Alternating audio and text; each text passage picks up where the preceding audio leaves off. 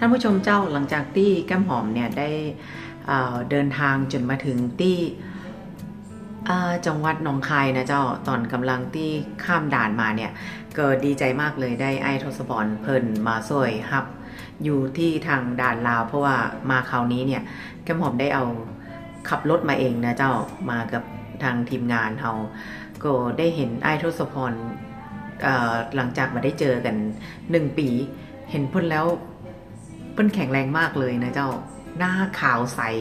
เลือดนี่มีสีชมพูแล้วก็เดินมาฮับแก้มหอมกับทีมงานแล้วก็จัดการเรื่องเอกสารที่ด่านขัวมิตรภาพนะเจ้าด่านหนองคายเข้าเวียงจันทร์ก็ยังได้ฝากความขึ้นทอดไปหาพ่อแม่พี่น้องนะเจ้าแล้วก็ตอนนี้เนี่ยแก้มหอมก็ได้อยู่ที่เวียงจันทร์ก็จะมากวดเบิ่งสุขภาพนะเจ้าเพื่อกับสมาชิกกู๊ดไอเดียทีวีที่มีญาติอยู่ทางเมืองทางเวียงจันทร์เนี่ยฟรีนะเจ้ายังไงก็โทรมาหาแก้มหอมหรือว่าเท้าจอยนะเจ้าตามเบอร์โทรข้างล่างนี้นะเจ้าใส่เบอร์โทรไว้ข้างล่างนี้เนาะนะเจ้ายังไงอยู่ที่นี่7 มื้อนะเจ้าจะกลับเชียงใหม่วันที่15นะเจ้าขอบใจหลายๆเจ้า